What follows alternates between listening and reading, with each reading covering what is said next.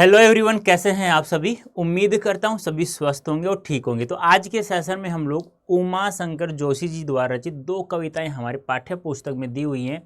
एक है छोटा मेरा खेत, दूसरा है बगुलों के पंख।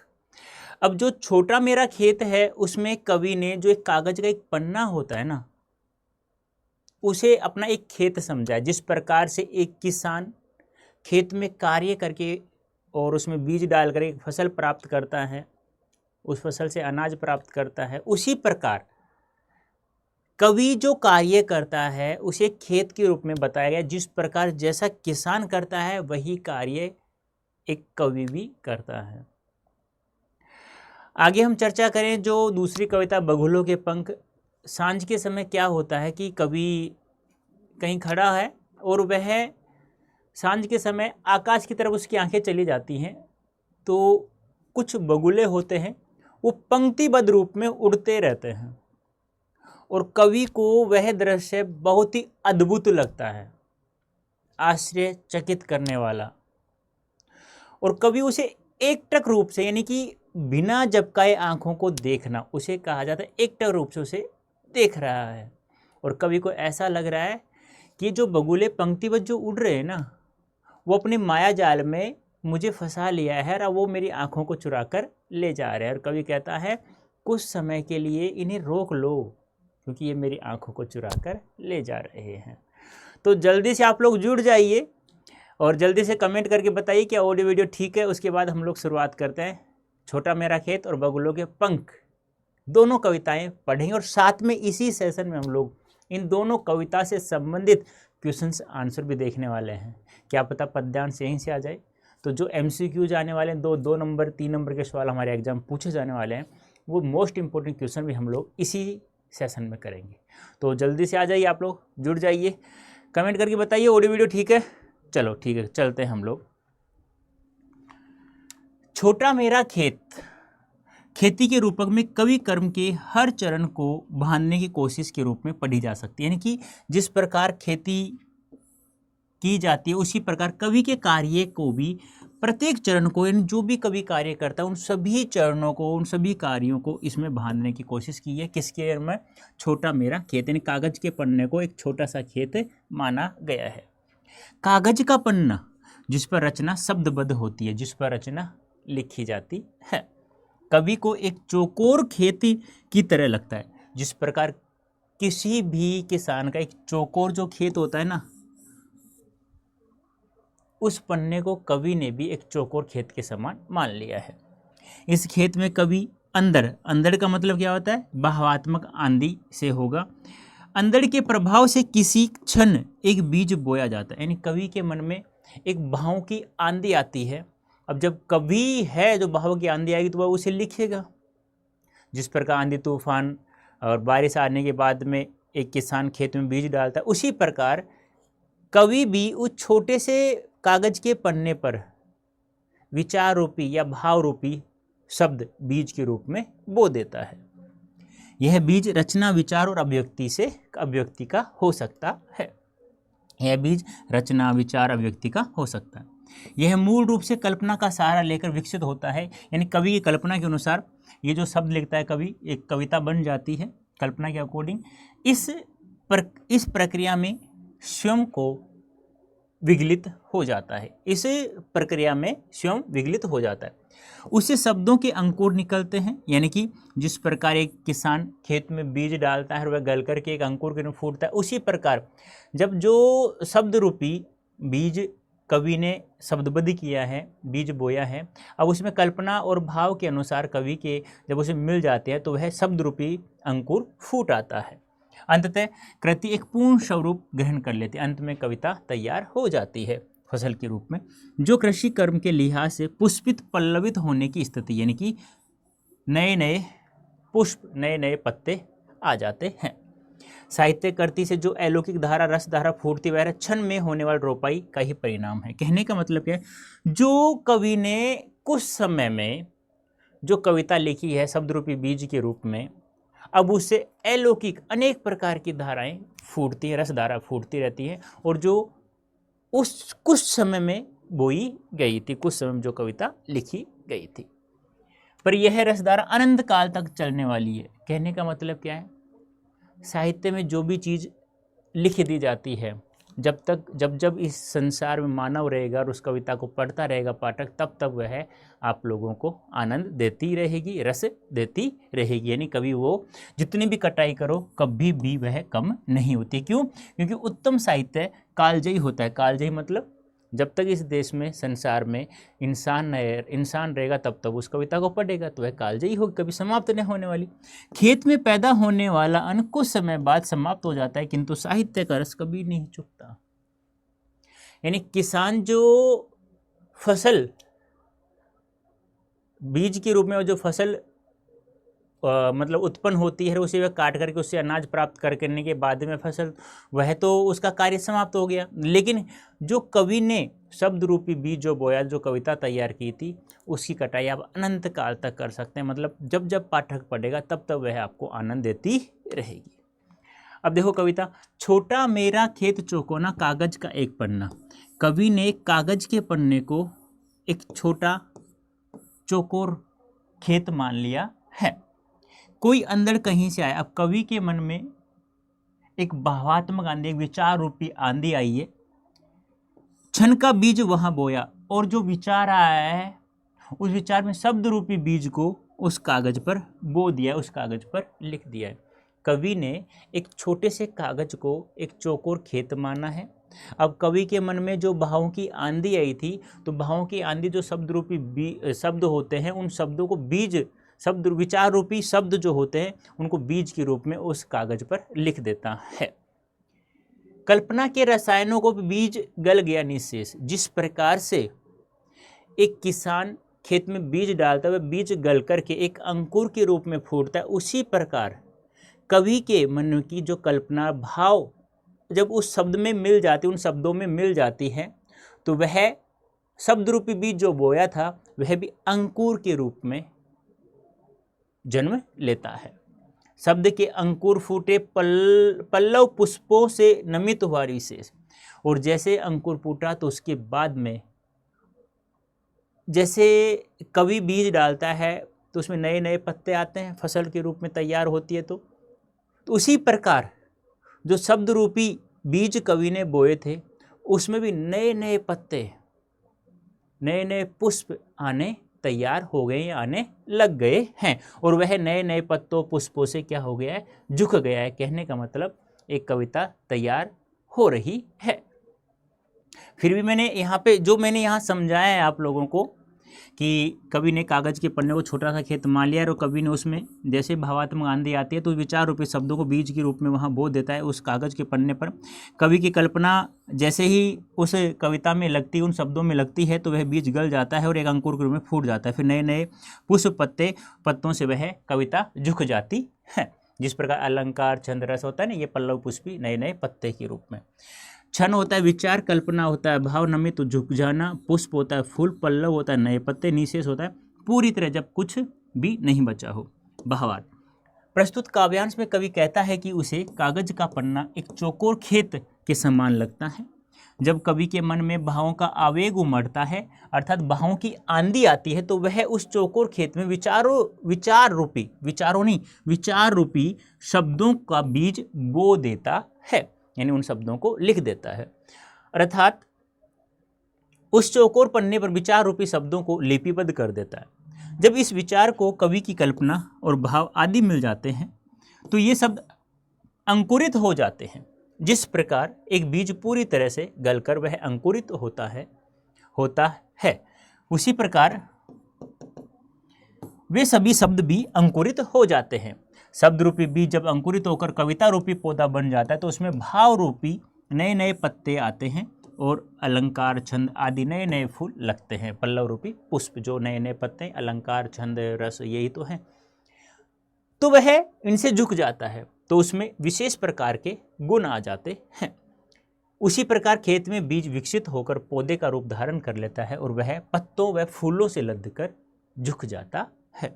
अब देखो, अब मान लो ये पद्यांश आपके एग्जाम में आ गया, अब कुछ एमसीक्यू सवाल पूछेगा, एक अतिलोतरात्मक लघुतरात्मक सवाल पूछेगा, तो इनके अनुसार आप लोगों को कहाँ से मिलेंगे, यहाँ से मिलेंगे। आपसे पूछा जाएगा प्रस्तुत पद्यांश में किस प्रकार की भाषा या बोली का प्रयोग किया गया, तो आप कहेंगे तत्सम प्रधान खड़ी बोली का प्रयोग किया गया। तत्सम यानी संस्कृत। कविता कैसी है, छंद मुक्त छंद सहित है, यानी किसी प्रकार के छंद का प्रयोग नहीं किया गया। शैली प्रतीकात्मक है, इन प्रतीक के रूप में बताया गया है। शब्द को बीज को इस पर यानी शब्दों को बीज मान लिया गया, प्रतीक के रूप में माना गया। प्रथम दो पंक्तियों में क्षण रूपी बीज, कल्पना रूपी रसायन, शब्द रूपी अंकुर आदि में रूपक अलंकार है। वर्णों के आवर्तीकरण अनुप्रास अलंकार। ध्यान रखना ये आपके एग्जाम की दृष्टि से बहुत ज़्यादा महत्वपूर्ण होने वाला है। इन चीज़ों को आप लोगों ने अच्छे से पढ़ लिया है, समझ लिया है, तो कोई भी सवाल आपका बाहर नहीं जाने वाला है आपके एग्जाम। नेक्स्ट, झूमने लगे फल रस एलो की अमृत धाराएं फूटते रोपाई छन की। अब कवि ने जो उस थोड़े से समय में जो शब्द रूपी बीज के रूप में जो रोपाई की थी, उसकी कटाई हम लोग अनंत समय तक कर सकते हैं। जितना हम उसे लूटेंगे वह बिल्कुल भी कम नहीं होती है, और उससे फल में, उस कविता में नए नए फल, रस अलौकिक और अनेक प्रकार की रसधाराएं भी अमृत के समान फूटती रहती हैं। और वह जो कटाई हम लोग उसे बार बार जब भी कटाई करेंगे तब तब वह कम कभी नहीं होगी, क्योंकि उससे नए नए प्रकार की अमृत धाराएं फूटती रहती हैं। रस का अक्षय पात्र सदा का छोटा मेरा खेत। अब कवि ने उस छोटे से खेत को, कागज के पन्ने जिस पर कविता लिखी है, उसे रस का अक्षय पात्र बताया गया है, यानी जिसमें कभी अनाज खत्म नहीं हो, उसे रस पात्र कहा, रस का पात्र यानी कि अक्षय पात्र कहा जाता है। यानी जिस प्रकार से एक किसान तो जब कोई फसल बोता है, बीज डाल करके अंकुरों की फसल तैयार करता है, तो उसको वह काट करके उसे अनाज प्राप्त कर लिया, उसका काम समाप्त हो गया। लेकिन यहाँ कुछ समय में जो शब्द रूपी बीज के रूप में कवि ने उस कागज के पन्ने पर लिखी थी, जब वह कविता तैयार हो जाती है तो उसे नए नए फल झूमने लगते हैं और अनेक प्रकार की अमृत धाराएं रस के रूप में फूटती रहती हैं। और वह कुछ समय में जो कविता लिखी है उसकी हम अनंत समय तक कटाई कर सकते हैं, क्योंकि उस कविता को कवि ने रस का अक्षय पात्र कहा है, जिसमें कभी अनाज खत्म नहीं होता। कहने का मतलब क्या है, वह कविता कालजयी हो गई है, उसे कभी समाप्त नहीं होगी। जब जब पाठक उसे पढ़ेगा तो उसे रस आनंद वह कविता देती रहेगी। छोटा मेरा खेत चौकाना, वह खेत जो कवि ने कागज के पन्ने को छोटा सा खेत माना है, उसे क्या बताया गया, रस का अक्षय पात्र, जिसमें अनाज कभी समाप्त नहीं होता। कहने का मतलब क्या है, जब जब पाठक पढ़ेगा तब तक उसे आनंद मिलता रहेगा। देख लो एक बार वापस से भावार्थ। प्रस्तुत पंक्तियों में कवि ने कहा है कि मैंने जो विचार रूपी शब्दों की जो फसल बोई थी अब वह पक गई है, जिसे कवि ने अक्षय पात्र बताया है, जिसमें कभी अनाज समाप्त नहीं होता। आगे कवि कहते हैं, जब पन्ने रूपी खेत में कल्पना रूपी रसायनों से पुष्पित और पल्लवित उसकी कृति रूपी फसल में कविता रूपी फल झूमने लगे हैं, तो वह अद्भुत रस की अनेक धाराएं फूट पड़ती हैं जो अमृत के समान लगती हैं। यह कविता पल भर में रची गई थी, लेकिन उससे फल अनंत काल तक मिलता रहता है।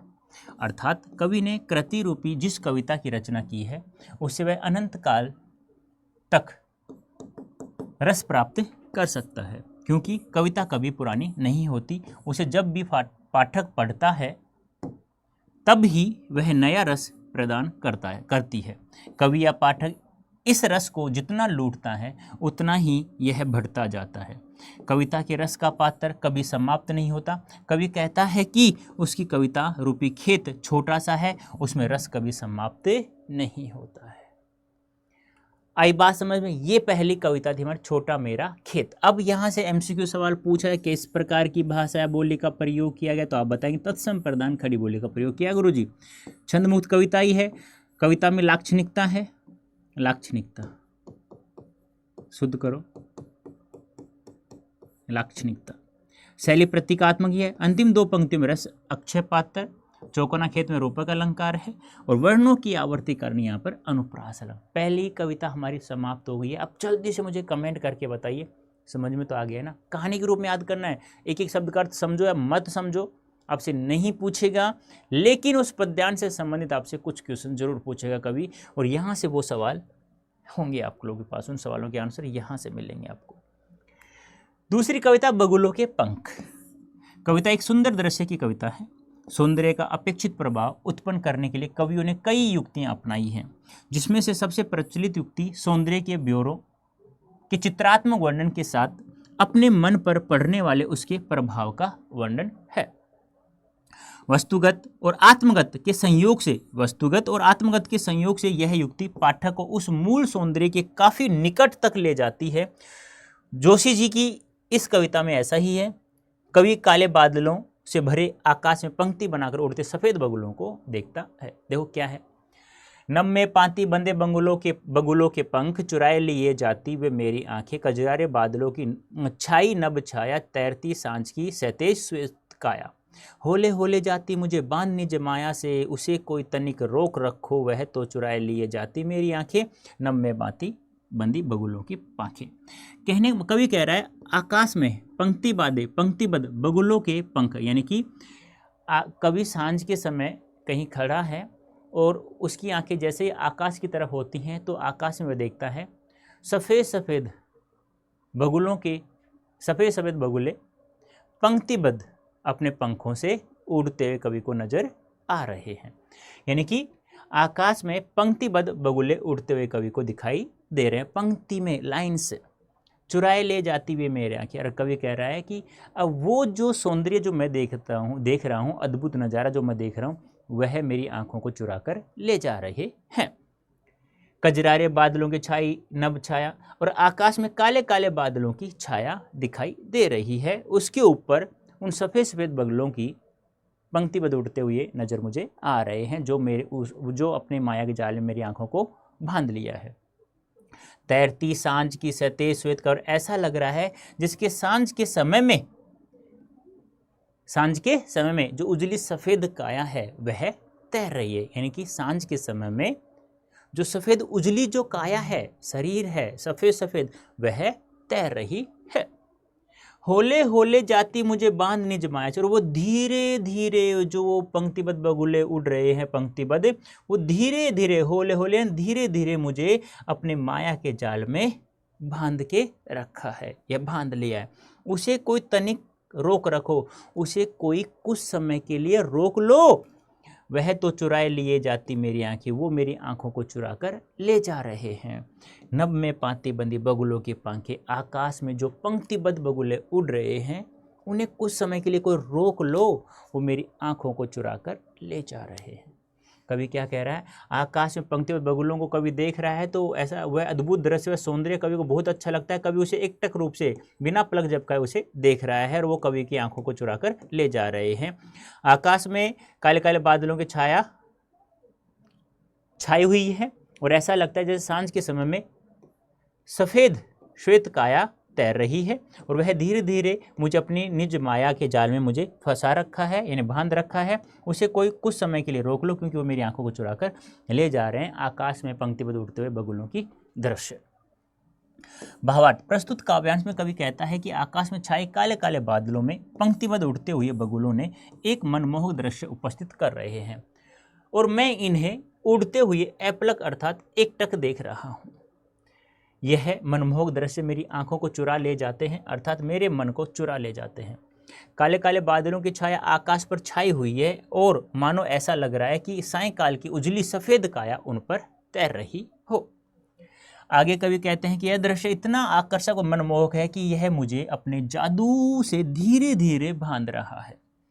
मैं उसमें खोया जा रहा हूँ। कवि आह्वान करता है, पुकार रहा है कि इस आकर्षक मनमोहक दृश्य के प्रभाव को कोई रोके।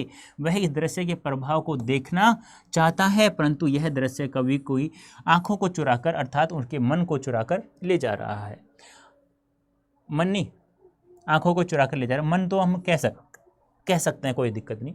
आकाश में उड़ती पंक्तिबद्ध, लेकिन आपसे पूछे ना कवि यह पंक्तिबद्ध उड़ते बगुलों के पंख जो तैरती सतेज श्वेत काया जो तैर रही है, वो कवि का क्या चुरा के ले जा रही है, मन या आँख? तो आँखें। आकाश में उड़ते पंक्तिबद्ध बगुलों के पंखों में कवि की आंखें अटक कर रह जाती हैं। वह उस दृश्य में कहीं खो जाता है, क्योंकि वह दृश्य ऐसा ही था।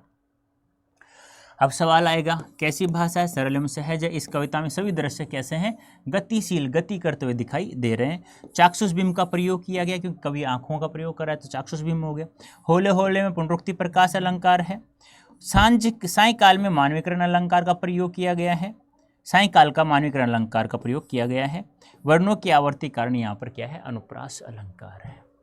दोनों कविताएं समाप्त हैं। उम्मीद करता हूँ आप लोगों को समझ में आ गई होंगी। अब कुछ क्वेश्चंस हैं, लेकिन क्वेश्चंस हम लोग अभी देखने वाले हैं। पहले मैं आपको बता दूं, ये क्लास आप 12th हिंदी पढ़ रहे हैं, लेकिन ये जो हिंदी है और जो CUET का एग्ज़ाम जो आप दोगे टॉप यूनिवर्सिटी के लिए, उसकी हिंदी और ये हिंदी क्लास 12th की बिल्कुल ही अलग अलग है। यहाँ जो हिंदी पढ़े वो क्लास 12th के अंकों के लिए काम आएगी, लेकिन CUET में वो काम नहीं आने वाले। इसका मतलब सिलेबस दोनों का बिल्कुल ही अलग अलग है। अब आप चाहते हैं कि हिंदी में ही नहीं, प्रत्येक सब्जेक्ट में मैं 100% आया हूँ CUET में, टॉप यूनिवर्सिटी मुझे प्राप्त करनी है, और टॉप यूनिवर्सिटी प्राप्त हो गई तो आपका लक्ष्य है, जो उद्देश्य आपका, आराम से प्राप्त हो जाएगा। यहाँ मैंने एक कूपन कोड रखा है Y551, इस कूपन कोड का प्रयोग करते हैं तो आप मैक्सिमम डिस्काउंट प्राप्त हो। लेकिन कहाँ, देखो लैंग्वेज सिलेबस अलग है, GT आप पढ़ ही नहीं रहे, जिसमें quant, reasoning, GK, static GK आता है, वो आप पढ़ ही नहीं रहे हो, तो उनकी तैयारी कहाँ से करेंगे। चलो डोमेन तो मान लो NCERT आप 12th में पढ़ रहे हो तो वही आएगा लगभग 80%, लेकिन 20% तो फिर भी अलग है ना।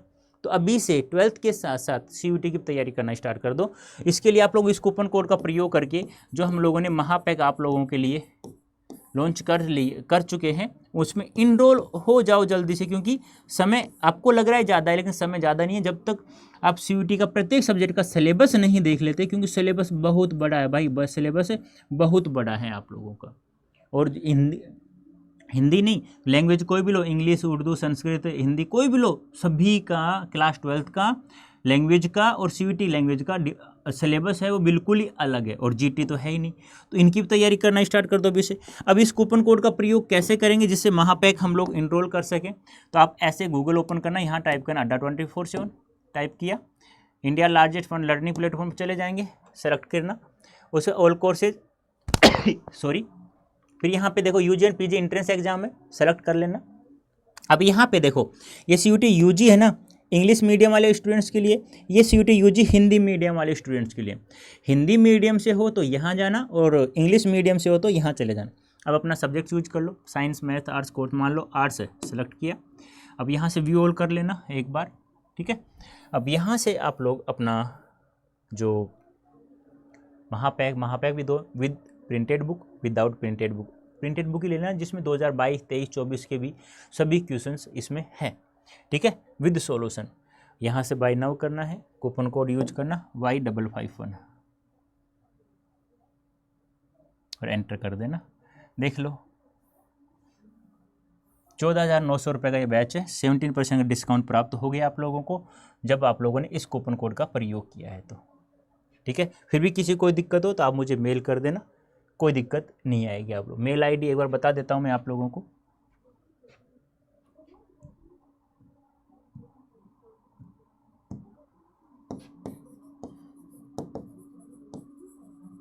Rajendra.Prasad। यदि ये 17% है, आप जो चाहते हो 20% डिस्काउंट, बताना मत किसी को बर, तो आप मुझे मेल कर देना 247.com, मेल कर सकते हैं आप लोग, ठीक है। तब कुछ सवाल हम लोग हल कर लेते हैं, क्योंकि MCQ सवाल आपके पद्यांश देने के बाद पूछेगा, तो यही सवाल है सेम, ऐसे कैसा पूछेगा, 100% यहाँ से कोई सवाल बाहर नहीं जाएगा बेटा आपका।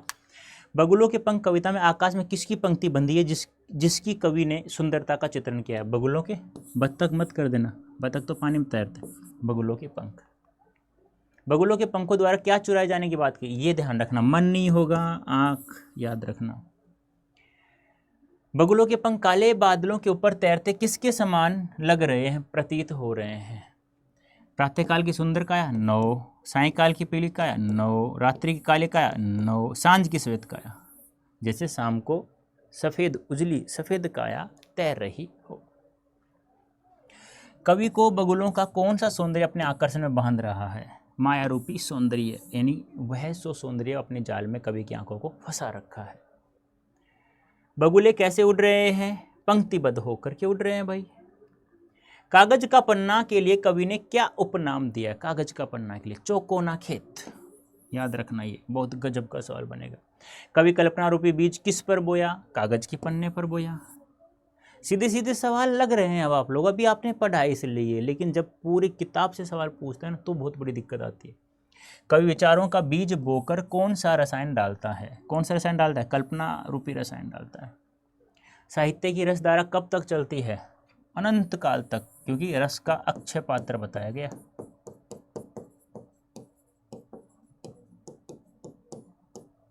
ठीक है। कवि ने किसे रसायन कहा है? कल्पना को। ठीक है। पल्लव पुष्पों से नमित वह निशेष में अलंकार कौन था? पल्लव रूपी पुष्प रूपक बगुलों के पंख किसकी रचना है? हाँ, ये आपके सीयूटी के लिए महत्वपूर्ण है। आपसे पूछेगा छोटा मेरा खेत या बगुलों के पंख कविता, दोनों कविताएं किस कवि द्वारा रचित है? तो आप कहेंगे उमा शंकर जोशी जी। यहाँ कवि किस खेत की बात करता है? मन रूपी, कागज रूपी, प्रेम रूपी, हरियाली रूपी। तो कागज रूपी खेत की बात करता है कवि यहाँ पे। कागज में ही तो शब्द रूपी बीज बो देता है। कवि ने अपने खेत में कौन सा बीज बोया? विचार रूपी बीज बोया। विचार, सॉरी, शब्द रूपी, विचार नहीं, शब्द रूपी बीज बेटा, शब्दों को तो बोया है, शब्द रूपी बीज। जोशी जी का जन्म कब हुआ? CUET के लिए। देखो दोनों तैयारी हो रही है आप लोग यहाँ की। तो 1911, याद रखना, उमा शंकर जोशी जी का जन्म कब होता है? 1911 ईस्वी में। जोशी जी ने CUET के लिए महत्वपूर्ण है, क्लास 12 के लिए नहीं है बेटा जी। जोशी जी ने संस्कृति पत्रिका का प्रकाशन कब करता है? स्वतंत्रता के वर्ष करता है। स्वतंत्र कब हुआ भारत देश? 1947। ठीक है। छोटा मेरा खेत, बगुलों के पंख, इन दोनों कविताओं में गुजराती भाषा से हिंदी भाषा में अनुवाद करने वाले विद्वान यानी उमा शंकर जोशी जी ने गुजराती भाषा में लिखा, लेकिन आज तो हम हिंदी भाषा में पढ़ रहे हैं। तो हिंदी भाषा में अनुवाद किसने किया? CUET के लिए महत्वपूर्ण है। तो रघुवीर चौधरी, भोलाभाई पटेल, उपयुक्त दोनों, राम शंकर द्विवेदी। तो दोनों हैं, रघुवीर चौधरी और भोलाभाई पटेल, दोनों जी ने गुजराती से हिंदी भाषा में अनुवाद किया है। अब आते हैं हमारे 2 नंबर के, जो 40 शब्दों में पूछेगा, और 3 नंबर के पूछेगा तो वह 60 शब्दों में पूछेगा। ठीक है, शब्दों का ध्यान अवश्य रखना है, गठा बढ़ा लेना। छोटे चौकोने खेत की कागज का पन्ना कहने में क्या अर्थ निहित है? सेम है, किसान को एक तरफ रखो और कवि को एक तरफ, सेम फसल। छोटे चौकोने खेत को कागज का पन्ना कहने में यही अर्थ निहित है कि कवि ने कवि कर्म को खेत में बीज बोने की तरह माना है। जिस प्रकार एक किसान अपने खेत में बीज बोने से लेकर फसल काटता है, उसी प्रकार कवि भी अपने पन्ने पर विचार रूपी बीज बोता है और कविता रूपी फसल काटता है। इसके माध्यम से कवि यही बताना चाहता है कि कविता की रचना करना सरल कार्य नहीं है। जिस प्रकार एक किसान को खेत में बीज बोने से लेकर फसल काटने तक काफ़ी मेहनत करनी पड़ती है, उसी प्रकार कविता रचने के लिए अनेक प्रकार के कर्म करने पड़ते हैं किसी भी कवि को। अच्छा सवाल है, पूछा जा सकता है बेटा, महत्वपूर्ण, ध्यान रखना। रचना के संदर्भ में अंदर और बीज क्या है? भाव, अंदर भाव, शब्द रूपी बीज।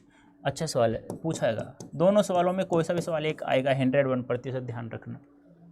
रचना के संदर्भ में अंदर का आशय भाव रूपी आंधी है और तूफान से, जो किसी के मन में अचानक किसी की स्थिति को देखकर उत्पन्न होते हैं। चाहे वह प्रकृति, वस्तु, कोई व्यक्ति भी हो सकता है। कवि के मन में कभी भी कोई भाव आ सकता है किसी भी चीज़ को देख करके। जैसे गांव की चौपाल देखकर नागार्जुन कविता लिखने का भाव उत्पन्न होता है, क्या बात है। उसी प्रकार क्रोंच नामक पक्षी के करुण आवाज को सुनकर वाल्मीकि के मन में काव्य उत्पन्न हो जाता है। ये होता है भाव कवि का। बीज का आशय जब कवि को अपने विचार और अभिव्यक्ति से है। जब किसी विषय पर कवि को अपने विचारों को अभिव्यक्त करना होता है तो वह किसी पन्ने पर उसे लिपिबद्ध करने के व्याकुल हो उठता है। लिपिबद्ध करने के लिए व्याकुल हो उठता है, यानी कि वो जब तक उन शब्दों को लिखेगा नहीं भावों को, तब तक उसे चैन नहीं मिलता है। बहुत गजब का सवाल है। रस का अक्षय पात्र को कवि ने रचना कर्म की किन विशेषताओं की ओर इंगित किया है? रस का अक्षय पात्र सूर्य भगवान द्रौपदी को दिया था ना, जिसमें कभी खाना समाप्त नहीं होता था अनाज। अक्षय का शाब्दिक है नष्ट नहीं होने वाला।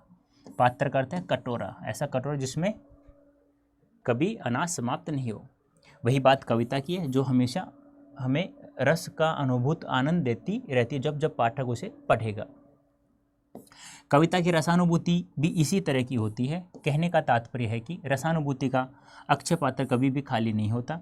जिस प्रकार सूर्य भगवान ने द्रौपदी को दिया था जिसमें कभी भोजन समाप्त नहीं हुआ था, उसी प्रकार रस पात्र को जितना बांटा जाता है वह उतना ही भरता जाता है। यह रस चिरकाल तक, अनंत काल तक आनंद देता है, जिसका साहित्य में बहुत बड़ा योगदान है। खेत का अनाज तो खत्म हो सकता है, लेकिन काव्य का रस कभी समाप्त नहीं होता। उसे पाठक या कवि जितना पढ़ता है उतना ही रस उत्पन्न होता है। कविता रूपी रस अनंत काल तक बहता है। कविता रूपी अक्षय पात्र हमेशा भरा रहता है, जैसे द्रौपदी को दिया गया था। बगुलों के पंख कविता में आया निज माया के लाक्षणिक अर्थ को स्पष्ट करो। तो जादू। आकाश में पंक्तिबद्ध बगुलों को उड़ता हुआ देखकर कवि ने कहा है कि प्रकृति का वह मनमोहक दृश्य वह जादू है, आकर्षण है जो प्रकृति को आत्मविभोर कर रहा है। मनमोहक दृश्य है भाई, कभी देखना बगुलों को उड़ते हुए, जैसे सांझ के समय में काले काले बादल छाए होते हैं, उसके ऊपर जब सफ़ेद सफ़ेद बगुले उड़ते हैं ना तो बड़ा अच्छा लगता है। कवि किस माया जाल से बचने की बात यहाँ करता है? सुंदरता। काले काले बादलों में सफ़ेद बगुलों की पंक्तिबद्ध उड़ान सुंदरता के माया जाल से बचने की बात करता है। कवि को बहुत सुंदर लग रहा है, उसे एकटक वह देख रहा है। इन दोनों कविताओं का हिंदी अनुवाद किसने किया? छोटा मेरा खेत और बगुलों के पंख का गुजराती से हिंदी में तो रघुवीर चौधरी और भोलाबाई पटेल। तो ये कविता थी हमारी आज की दोनों उमाशंकर जोशी द्वारा रचित छोटा मेरा खेत और बगुलों के पंख। दोनों कविताओं को अर्थ सहित सारांश या सार हम लोगों ने पढ़ लिया है और इससे संबंधित मोस्ट इंपोर्टेंट क्वेश्चन भी हम लोगों ने समझ लिया। अब आप लोगों को यदि अच्छे समझ में आ गया तो कमेंट अवश्य करके मुझे बताना। फिर हम लोग नेक्स्ट डे मिलते हैं एक नए चैप्टर के साथ में। तो आज के लिए इतना ही। धन्यवाद, थैंक यू सो मच। आपकी पुस्तक का आरोह भाग 2 का काव्यखंड फिनिश हो चुका है आज। अब हम लोग गद्य खंड स्टार्ट करेंगे, ठीक है बेटा। तो आज के लिए इतना ही। धन्यवाद, थैंक यू सो मच।